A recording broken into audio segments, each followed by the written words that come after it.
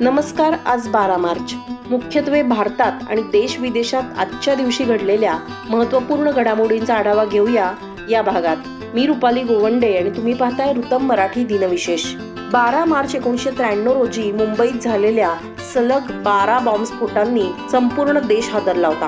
हे सर्व बॉम्बस्फोट मुंबईतल्या हिंदू बहुल भागात झाले होते. यामध्ये 257 जणांचा मृत्यू झाला होता, तर त्याच वेळी 700हून अधिक लोक जखमी झाले होते. ही एक अशी दहशतवादी संघटना होती ज्यामध्ये दुसऱ्या महायुद्धानंतर पहिल्यांदाच इतक्या मोठ्या प्रमाणात RDXचा वापर करण्यात आला होता. या दहशतवादी हल्ल्यांच्या तपासासाठी 3 उच्चस्तरीय पथकं तयार करण्यात आली होती. हे बॉम्बस्फोट पुढे टायगर मेमननेच घडवून आणल्याचं समोर आलं. त्याचवेळी या दहशतवादी घटनेचा सूत्रधार होता दाऊद इब्राहिम आणि त्याचा भाऊ अनीस इब्राहिम. पण हे सगळे फक्त प्यादे होते. या घटनेमागे पाकिस्तानची गुप्तचर यंत्रणा होती. प्रसार माध्यमांना दिलेल्या मुलाखतीत दहशतवाद आणि संघटित गुन्हेगारी या विषयाचे अभ्यासक प्रेम महादेवन यांनी मुंबईतल्या या भीषण दहशतवादी हल्ल्यामागे पाकिस्तानची गुप्तचर यंत्रणा असल्याचं सांगितलं होतं. शहरात विध्वंस घडवून आणणं, अर्थव्यवस्थेचं नुकसान करणं आणि जातीय संबंधांचं ध्रुवीकरण करणं हे या दहशतवाद्यांचं उद्दिष्ट असल्याचं त्यांनी म्हटलं होतं. अनीस इब्राहिमच्या सांगण्यावरून त्याचा सहकारी अबू सालेम याने बॉलिवूड अभिनेता संजय दत्तच्या घरी या दरम्यान AK-56 ही रायफल पोहोचवली होती असंही समोर आलं. त्यानंतर नोव्हेंबर 2006 मध्ये संजय दत्तला पिस्तूल आणि AK रायफल बाळगण्याप्रकरणी दोषी ठरवण्यात आलं आणि त्याला 5 वर्षाची शिक्षा झाली. 1993च्या या बॉम्बस्फोटांच्या प्रकरणामध्ये 4 नोव्हेंबर 1993ला यातील 189 आरोपींविरुद्ध 10,000 पानांचं आरोपपत्र दाखल करण्यात आलं. या प्रकरणात पुढे 123 आरोपी असल्याचं आढळून आलं. त्यापैकी 100 दोषी आढळले तर 23 निर्दोष सुटले. 100 पैकी 12 जणांना फाशीची शिक्षा देण्यात आली, तर त्याचबरोबर 68 जणांना जन्मठेपेची शिक्षा ठोठावण्यात आली. त्यानंतर सुप्रीम कोर्टाने याकूब मेमन वगळता इतर सर्वांच्या फाशीची शिक्षा जन्मठेपेत बदलली होती.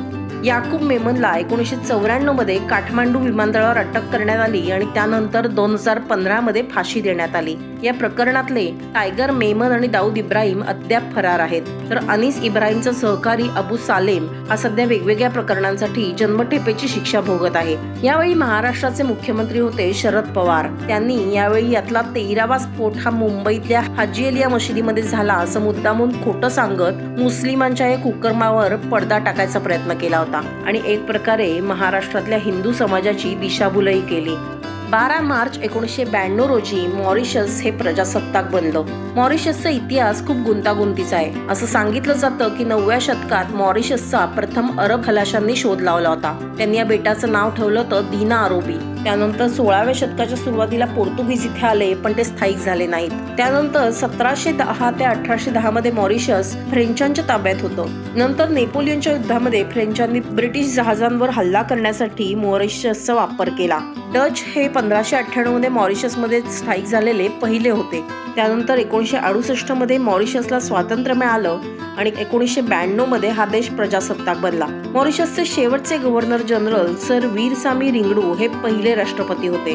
तर सध्या मॉरिशसचे राष्ट्रपती आहेत पृथ्वीराज सिंह रूपन आणि पंतप्रधान आहेत प्रविंद जुगनाथ. 12 मार्च 1930 रोजी MK गांधींनी ब्रिटिश मिठाच्या कायद्याच्या विरोधात दांडी यात्रा सुरू केली. त्याला मिठाचा सत्याग्रह असं म्हणतात. गांधींनी साबरमती आश्रमातून या दांडी यात्रेला सुरुवात केली होती.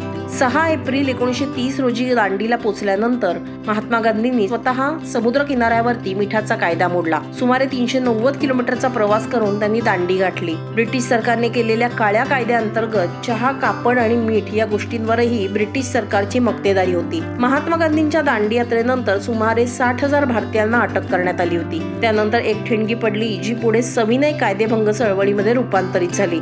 5 मे रोजी महात्मा गांधींनाही ब्रिटिश सरकारने अटक केली. गांधींची जानेवारी 1931 मध्ये सुटका झाली. त्यानंतर ते तत्कालीन व्हाईसरॉय आयर्विन यांना भेटले आणि या दोघांमध्ये जो करार झाला तो होता गांधी आयर्विन करार. मात्र आजही अनेक इतिहासकार गांधींवर या करारामुळे टीका करतात. इतिहासकारांच्या मते महात्मा गांधी आणि व्हाईसरॉय आयर्विन यांच्यात हा करार झाला तेव्हा गांधींना हवं असतं तर ते क्रांतिकारक भगतसिंग यांची फाशी थांबवण्यासाठी व्हॉइसरॉयवर दबाव आणू शकले असते, पण त्यांनी तसं केलं नाही.